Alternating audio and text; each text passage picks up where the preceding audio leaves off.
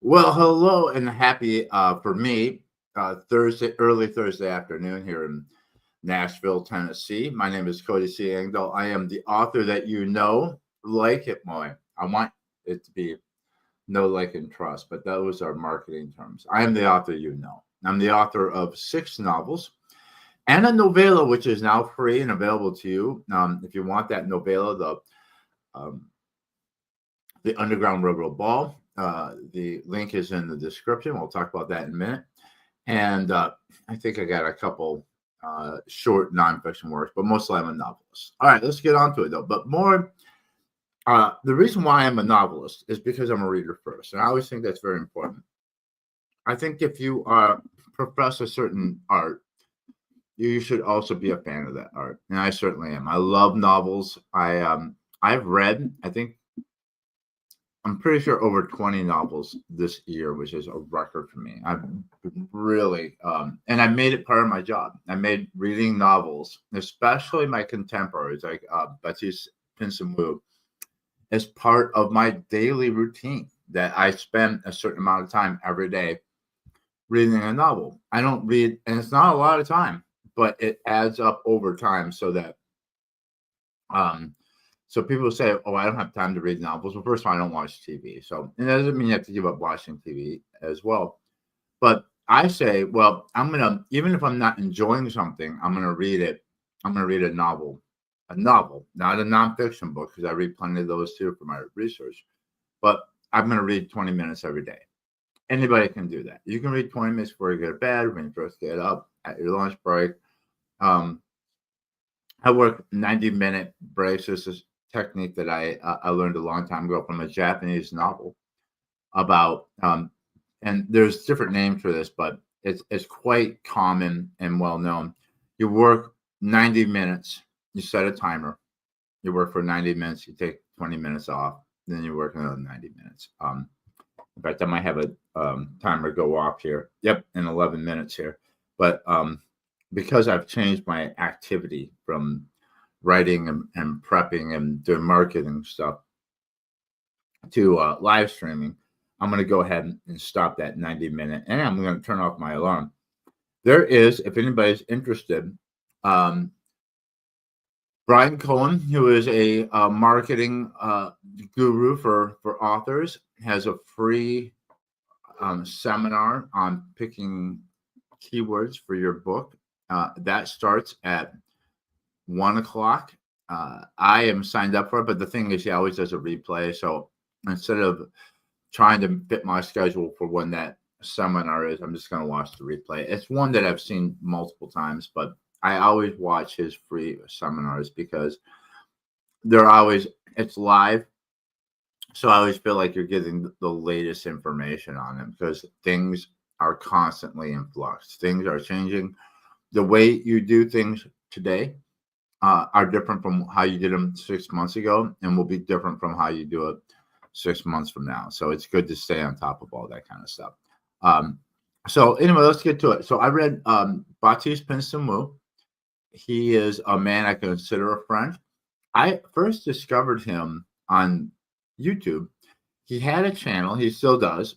His channel used to be called Back in Time. I think it was called Back in Time Reviews, where he was reviewing uh, historical novels.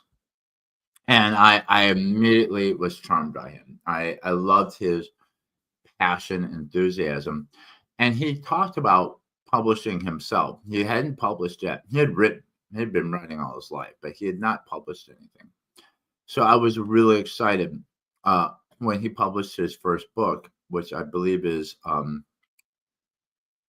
The Yellow Sky Revolt, which is book one of this series that I'm reading. He has since, I'll say this, he has really done a fantastic job. He has put out, I think in the series, 4 books, plus he's put out a book about undead samurai, and he's got another book out called The Blood of the Kami. There might be more.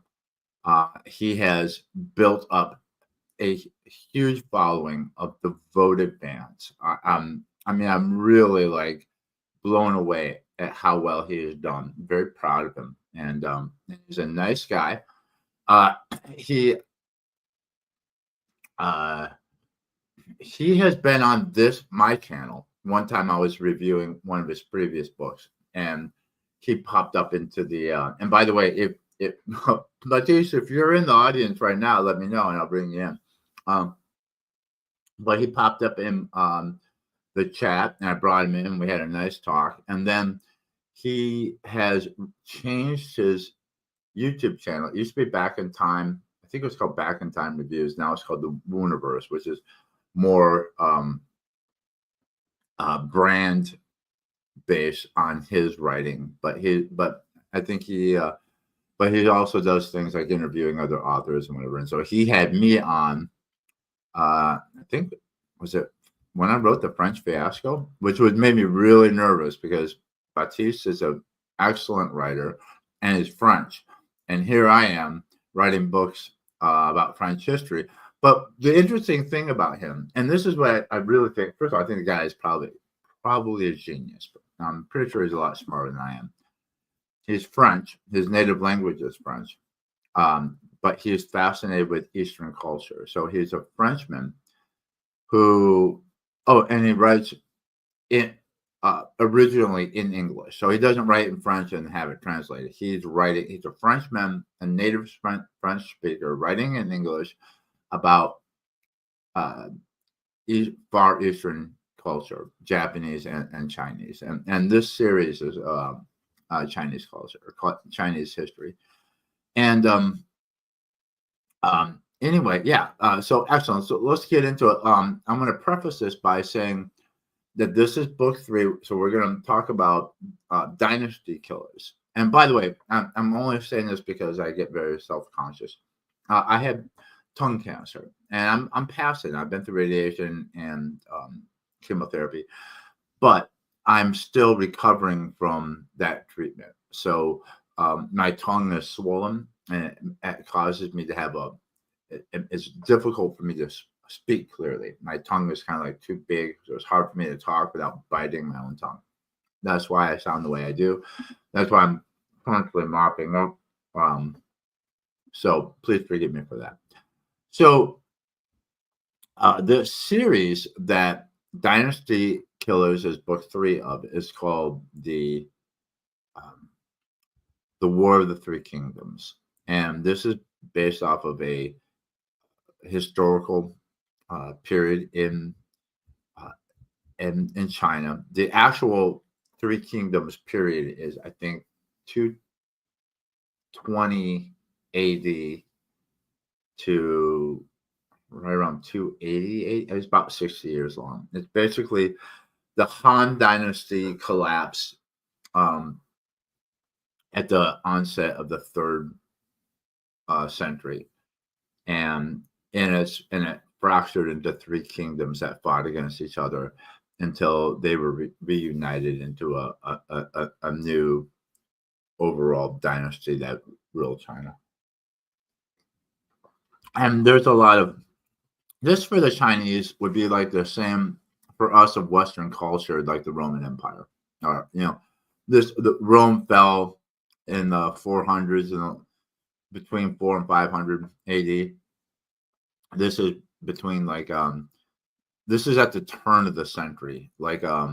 It's like I think this book starts in 197 and ends in 200, 201, somewhere around there. And so this is the 3rd novel, and I will say that this is a series where you should start with the 1st novel. I think that it would be difficult to jump into this in the 2nd or the 3rd or the 4th book. There's 4 books right now. They give you some background on the character and the history of what's going on.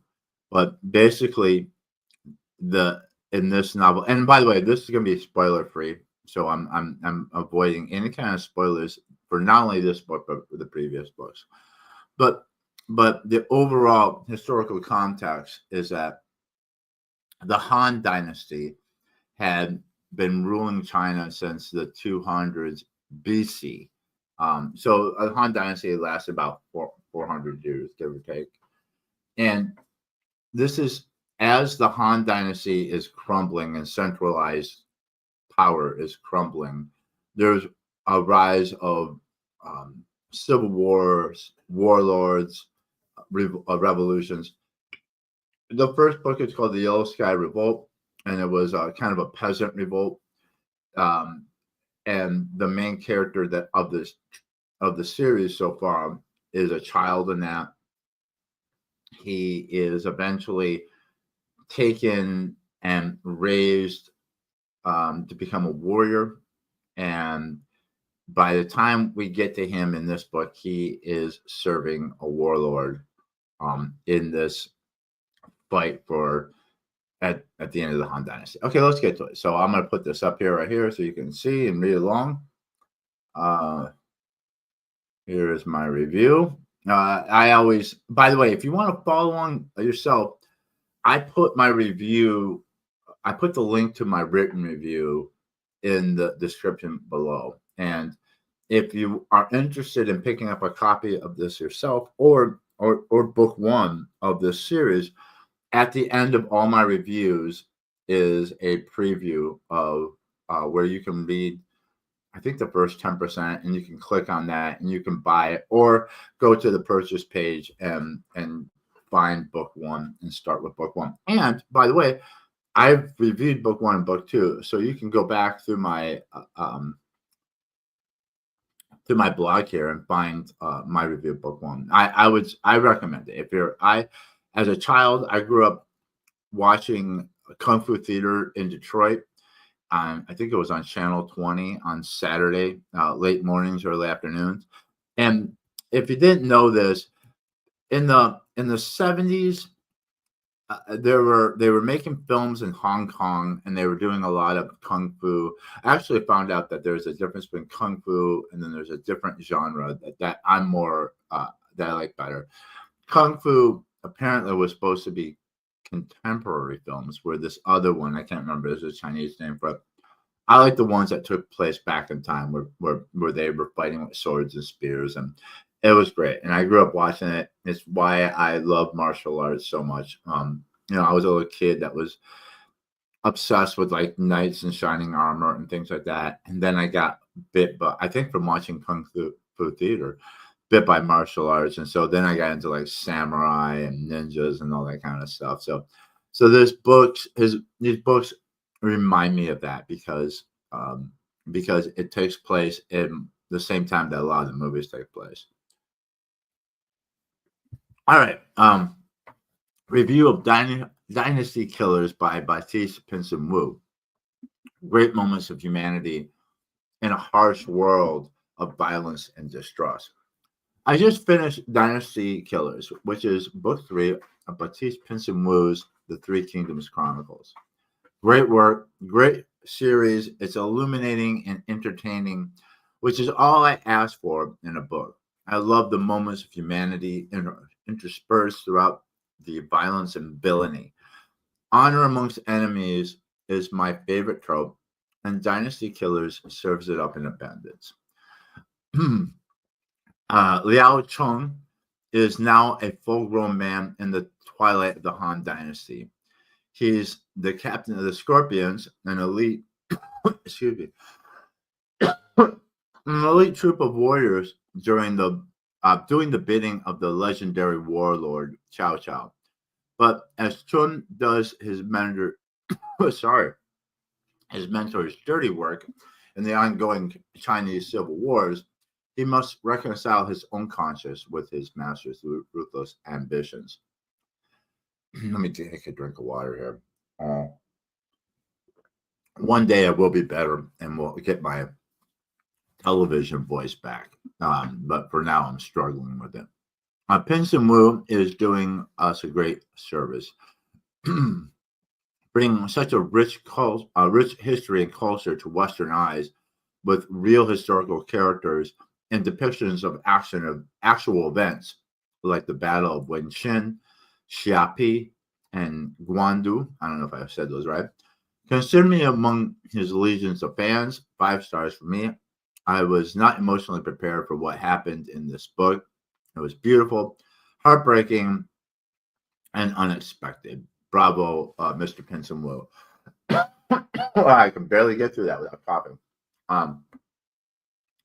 And then this is one of the reasons why I shared this review, by the way, on Amazon and Goodreads for the general shopping public out there. But then I also put it in my own WordPress account site so that I can share it on social media. And not only that, but I can do things like, here's a plug for my free novella, Now the Underground Railroad Ball. You just click here or click here, and it'll take you to where you can get your copy of it. And then here is the preview of Dynasty Killers. This I love about WordPress is I can embed a preview of a Kindle book on Amazon on my page. So you don't even have to click away. You can, if you go to my article, you can read the preview of his book and then get an idea of, is this for you? Is this something you're interested? So he goes through the prologue, part 1, into chapter 1. See how far it goes. Do we get to chapter 2? It does go, I think it's like about 10% chapter 2. Yeah, okay. So you can get a pretty good sample of it before you decide to buy. And you can buy it right here, right off my page. I think that's great. A couple other things I like that he did here.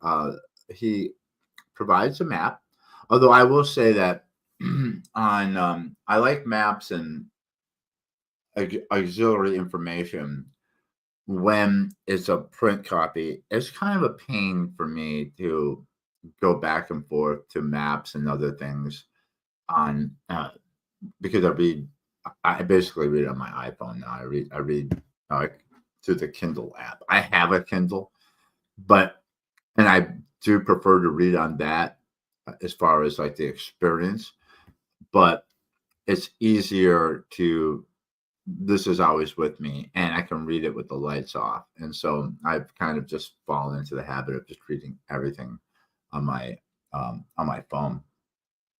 The other thing I think that I like that he did, and he put these at the front of the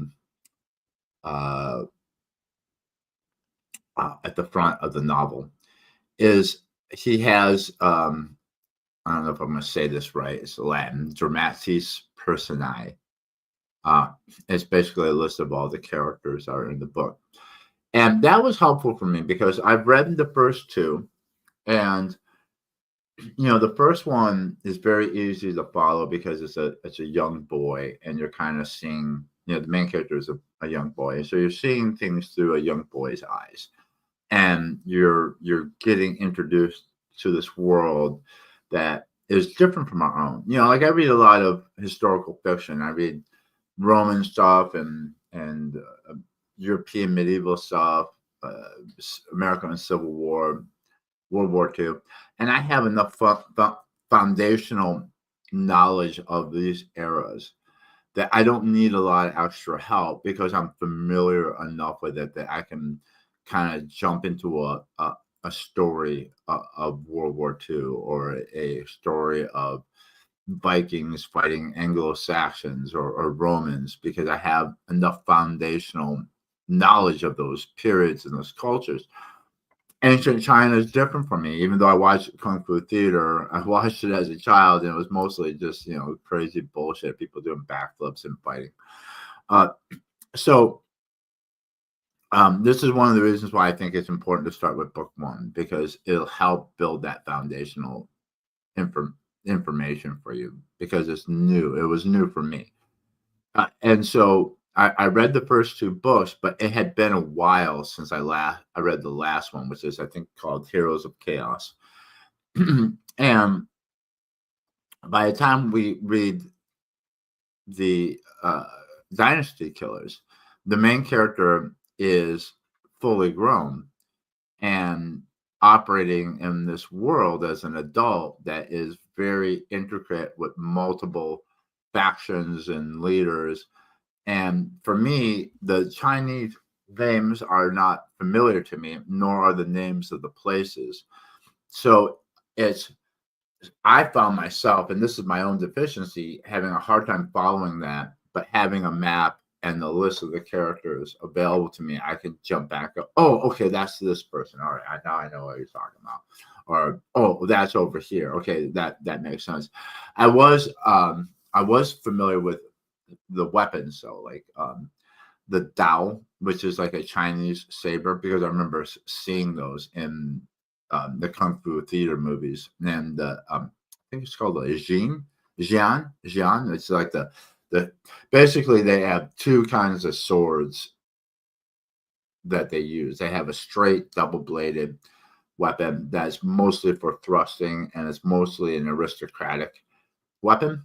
And they have the Dao, which is a single blade, kind of broad blade, single edge, almost machete like sword that the Chinese use. And that one is more of a martial, like warrior going into battle with kind of thing. And both those weapons are in it, including halberds and archery and all sorts of stuff. I really enjoyed that. There are battle scenes in it, fantastic. I was what I really did like about it was there was a lot of human moments, and like I said, honor amongst enemies. And I don't want to this. I'm learning that this is one of the challenges about reviewing books that are deep into a series. Oh, that's my reminder that I have a seminar coming up, which I'm gonna wait and watch the replay. Is by the time you get later into the series, there are some foundational things that happened earlier that I don't want to give away because you may not have read book one. So I don't want to reveal too much. But anyway, I really liked it, and I recommend it. But like I said before, I recommend it only if you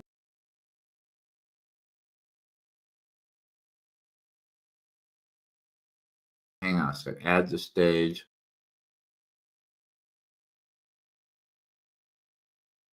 Taking it a lot. Let's see. Okay, got it. Now, for some reason, I am. Let's see.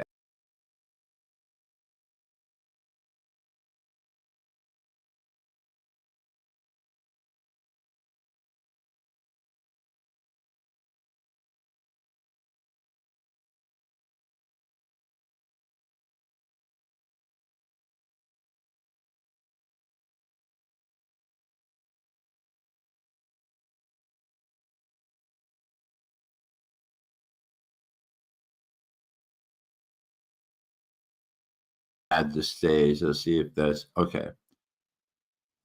I've been having trouble. There we go. I've been having. It's just my computer is old, and StreamYard is a lot of work for it to do. Um.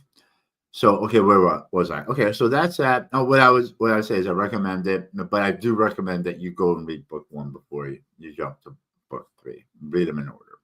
And what's funny is this is even before the period of the Three Kingdoms even starts. But according to Bapiste, this is going to be a series that he's going to be writing. It sounds like for the rest of his life, while he writes other things as well. And I think the first four books are the first arc within it, and like this book ends still 20 years before the true Three Kingdoms period starts. So good time to jump on, and you can definitely get the first four books read before probably the next one comes out. Okay, moving on. So what's going on with me? So the French Fiasco came out in April 14th, and that's been chugging along. It was my best release ever. And then my rule is I give myself a month between a launch date and when I start the next project. And the next project was going to be Black James, but I decided to write the novella instead, the Underground Railroad Ball. And that is an investment that I'm hoping is going to pay dividends in the years to come. That is a free and exclusive novella for my email subscriber list. If you want to get a copy, right down in the description, just click the link and sign up for my email list. I won't spam you. In fact, I just set up 2 emails that are going to go out, one this Saturday, one the following Saturday. Rampage on the River, which is my first novel, is going to be 99 cents for a week in the US. And then the week later, it's going to be 99 pence in the UK. So those are the kinds of emails that you'll get if you sign up for my email list. So that launched on July 29th. And technically, I'm giving myself until August 29th to start writing Black James, but I've already started. So really the start date is the day where I start going into my accountability regimen with word count. And that's minimum of 500 words a day, Monday through Friday. That doesn't mean I stop there. I mean, I can write 2,000, 3,000 words if I want, as many as I want. But at minimum 500 words a day, Monday through Friday. And if I fail at that, minimum of 2,500 words, at least on the per week. If I fail at that, at least 8,000 words on the month. You see how it goes. Because then that makes up for spurts and writer's block sometimes.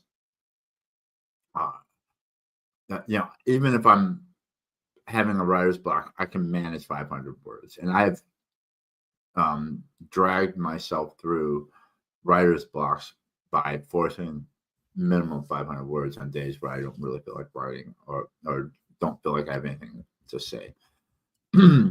So I am really happy. So I started writing, even though I'm given my permission not to. I'm not really keeping up with how many words right now. I'm just allowing myself to write because, to tell you the truth, if I don't, I'll go crazy. And I'm very excited about this project. I have already written the first chapter, and I love it. I might share that first chapter very early.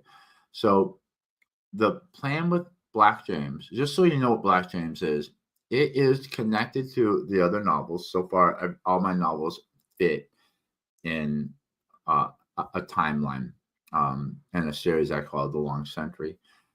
And there's 3 novels that are Civil War that are in chronological order. The 4th novel is a prequel to that ends about 12 years before book 1 starts. And then after that, there are 2 more novels that are once again in sequential order. So book 5 basically happens after book 3 ends, and then book 6 happens after book 5. And those are, book 5 is the Austro-Prussian War, and book 6 is the Franco-Prussian War. And now I'm jumping off that timeline, and Carl, because Carl's like the main character of the whole series. And even in Mexico, My Love, which is the prequel, it's about his parents. And he is born in that book, and he's a baby in it. But he's not a main character in it. This book is different. It's connected to the other ones, but it's in the same world. But it's in a little different time, and it's a different person. So if you've read the initial trilogy, in fact, I think he first mentioned in the second book, The Perils of Perryville, is James, who is the father of Eliza and Eliza. And I won't go too far into it. He's mentioned in that he makes an appearance in Mexico, My Love, and it's the first time you see him in the flesh. And that's right around 1846 is the time where he shows up in the story, and in a very big and exciting way. And he's a fascinating character that, and I had planned this way back. I think back when I was writing Perils of Perryville, of what James really becomes and who he really is. And I knew that when I wrote The Perils of Perryville, and I knew that when I put him in Mexico, My Love, and knowing that I was going to write this book. And now I'm finally writing this book. It's my 7th book, Black James. And it's going to be an epic, sweeping saga that's generational. It starts with James's father and grandfather in Africa. And it's going to go starting there it's going to go through the War of 1812, which was fought between the British and the U.S. during the same time the British were fighting the French and Napoleon. And it's going to go all the way up until the moment that James makes his appearance in Mexico, My Love. And so it's different in a lot of ways. First of all, it's a character-driven novel as opposed to a plot-driven one. All my novels have had strong characters in it, but it's a plot. This one's more about this character, and it does have a plot and a story that I have outlined, so I know how it starts, what happens in the middle, and how it ends. But the way I write, they talk about planter, or what they call it, plotters and pantsers. And a lot of people say, well, you're one or the other. I say it's more of a continuum. So I'm more of a plotter than I am a pantser. So meaning that I start novels with a pretty good idea of where it's going and what I want to do with it. But it's not so tightly outlined that I can't surprise myself along the way. And so there's a lot of room left open for exploration and for some pantsing. And magical things happen. A lot of things that took place in Mexico, My Love, were not planned in the beginning of writing that book. I knew I wanted it to start in Marseille, and I knew I wanted it to end in Mexico City. But there are two arcs in there, mainly the North African arc and the Californian arc, that I had not planned on until I started writing. And so I'm planning on Black James being that way. Like I said, I've read. The other thing is this is something something I started doing on my own, but hearing other people talk about it just solidified it in me. Now, it was Carl Duncan, who has a YouTube channel that I follow. I can't remember what it's called, but he's got a great channel on writing, full of great advice. And the one thing about novels, I always say, no one sits down and writes a novel. They sit down every day and they write. And the smallest building blocks of a novel are scenes. And I feel like everything has a story. So a scene has a story, and scenes are put together to build a chapter, and a chapter has a beginning, middle, and end. Three act structure is basically how I think of everything. And then several chapters can be put together into a story arc, and one or two or three or one or several story arcs could be a part of a book. Some of my books, only two aren't broken up in parts, but most of my books are broken up into parts, and each part is about like a novella with its own kind of beginning, middle, climax, and end.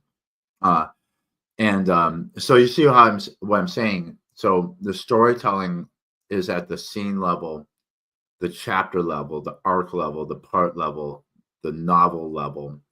I have trilogies within the series. Like the first three books is a trilogy. I would say the latter three books, I believe it or not, Mexico, My Love, even though it takes place before the first three novels, and then the following two books take place after the first three novels, I still think that prequel and the two subsequent novels, Mexico, My Love, The Prussian Prince, and The French Fiasco, are a trilogy into themselves. And if you read it, you'll understand why.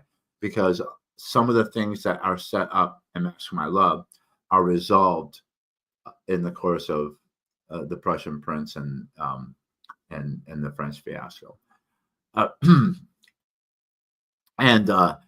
And so anyway, what I'm trying to say, because I'm going way off the deep end, is that I had this idea for Black James, and I'll admit, like every novel I've started, I felt overwhelmed, a little afraid of it, a little imposter syndrome. Like, am I going to be able to recapture the magic that I was able to do for my first 6 novels? Or do I still have it? Do I have enough to carry this story forward? And I realized I'm not writing a novel. I mean, I am, but what I'm writing is a series of stories that fit together. So I broke up James into a series of stories, and some of them last only a scene, some last only uh, a chapter, some last several chapters, but there's a series of stories that fit together to make the whole novel. And so if you think that way and you write that way, then you make the novel interesting all the way through. So because a lot of times modern day writers are writing one big story.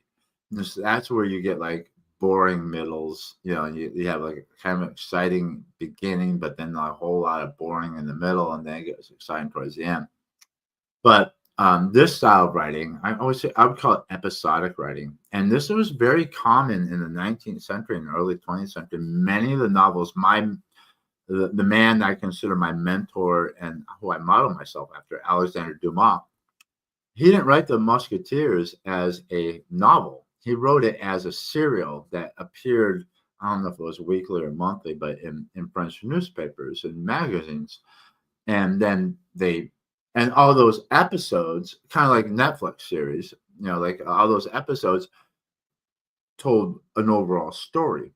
And so that's how I write. I write it as if each episode is each chapter is an episode of like a Netflix novel or Netflix series, or an Alexander Dumas episode that's in the French paper.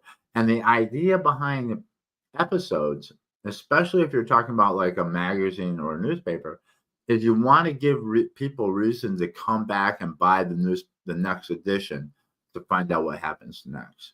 And so you kind of lead the viewer or the reader by the nose through the whole story, because you're not making it is one big story, but you're keeping their excitement from episode to episode. Um, and so that's how I write. And that's what I like in other people's writing as well.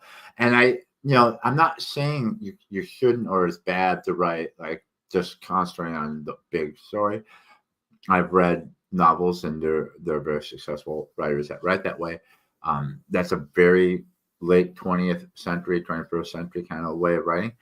It's fine. But I'm just saying this is how I am and this is what I like. So anyway, Black James, I officially started on the 29th. I might share that first chapter with people, just to say, hey, I started writing this book and here's the first chapter if you want to see what's going on. My plan is I wanted to give myself plenty of time because I really want to do a good job on it. If it's very successful, it could be the start of its own series, although I'm not planning on that right now. But if it's crazy successful and people demand it, then yes, there will be room for. It might also be that this is just a character novel about James, and then James appears in other novels that aren't necessarily about him, but he's definitely a character in my universe of characters, and he might make more appearances. I'm giving myself 2 years to write and finish it. That means if I start August 29th of 2025, that means having it out by August 29th of 2027. Now, I'll probably get it done faster than that. Who knows how fast I'll get it done. I just don't want to rush myself. I'm doing a lot of research. I've done a lot of research about African tribes in West Africa in uh, late 18th, early 19th century. And the slave trade and the conflicts and all the things going on and the culture, the food, the way they fought wars, all that kind of stuff, because that's really big in the beginning of this book. I just ordered a bunch of books from the library, some through interlibrary loan, but books about pirates, because pirates are going to figure greatly in this book, and also about the War of 1812, and quite particularly the role of Black soldiers in the Royal Marines during the British Royal Marines during War of 1812, if that gives you a little bit of a hint of where we're going with some of this. There's just, I start every project with a certain amount of foundational knowledge of the era and the events and things like that, so that I can kind of plot out how things are going to go. And some of the initial uh, research is about that, of just making sure all the parts and things I want to have happen flesh coincide with the real history of the time. And then as I write, there's a lot of just in time learning of as I do research. Sometimes I'm writing and like, okay, what kind of fruit would people be picking? And the modern nation is Benin in Africa, but at that time it was the king of Dahomey. So in that area, what kind of fruit people find? What kind of animals were they hunting? What kind of fish would they catch in the creeks? How would they cook that fish? What kind of spices do they use? I love food, and I'm a fan of Bernie Cornwell, and one of the things that's in a lot of his novels are food, like the Sharp novels, and I'm always interested when they're eating something and he talks about that. I just like that kind of texture. I mean, I don't spend a lot of time on it, but I do like to mention a little bit about the food. I'm a cook myself. So yeah, the first chapter is written. I will start making myself accountable for word count once we get to August 29th. And we'll see how long it takes me. It probably won't take me 2 years, but I'm giving myself that much time. After that, I am going to go back to the main sequence of the Long Century series. I have another Carl book, kind of a Middle Eastern adventure. I have about 4 more books of that main sequence I want to write. And then I have a lot of ideas of other books I want to write. And I've been debating with myself of whether I stick with the Long Century and see it all the way through before I do anything else, or if I start interspersing other books in between the main sequence of the Long Century to explore other things. And the other thing is I'm still learning this a lot. There is a double-edged sword to writing a series. I mean, a series can be very profitable and I've been very lucky so far.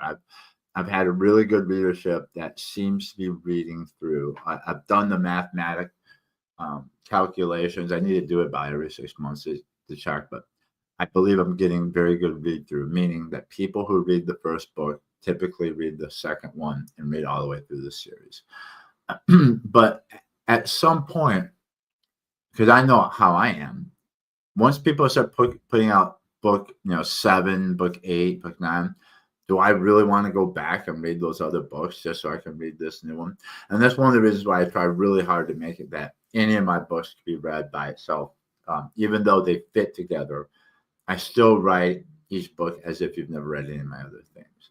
So I think at this point, I mean, it was important, like the first 3 novels, to write those one after the other, because that was a whole story. That Civil War trilogy, I wanted to finish that. But now that I've written 6 books in that series, I think I can start, because even Black James is kind of a departure from the main sequence.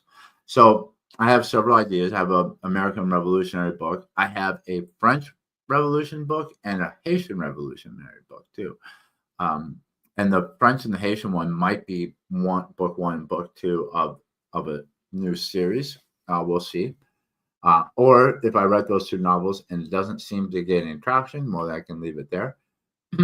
And I also have a interbellum novel that I want to write that takes place in Germany between World War I and World War II.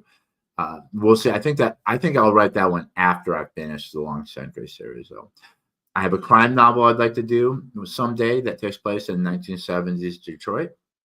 And there's also a series I would like to do, or at least a book, but I have an idea of a character and a story that I would like to talk about in the early Renaissance in Central and Eastern Europe that I think would be exciting too. So there's all sorts of things. I will never run out of ideas.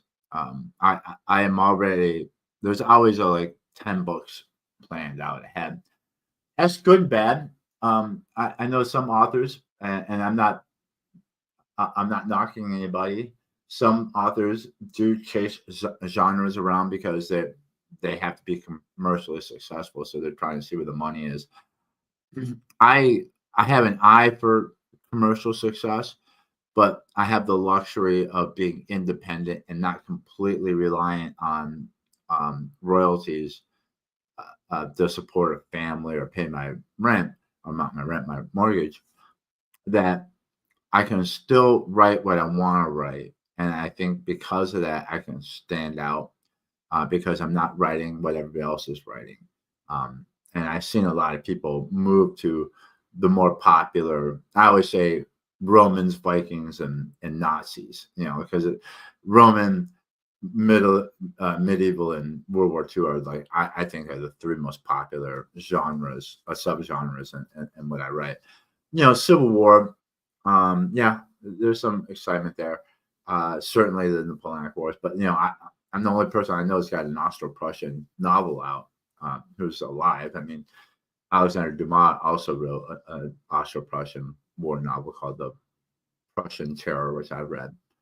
But I can explore things that probably an agent and a publisher would laugh me out of the room if I tried to pitch it, like my Haitian revolutionary war novel, which I think is going to be a banger, a real bang. I'm really excited about that one. So we'll see. That's it for now. I'll be back next week. I'm not quite sure what I'll talk about. I might do one on the 29th, which is the day I officially start Black James. And I might do an episode or a live stream and talk about that a little bit. And I think I might share that first chapter just to see, just keep people engaged. But in the meantime,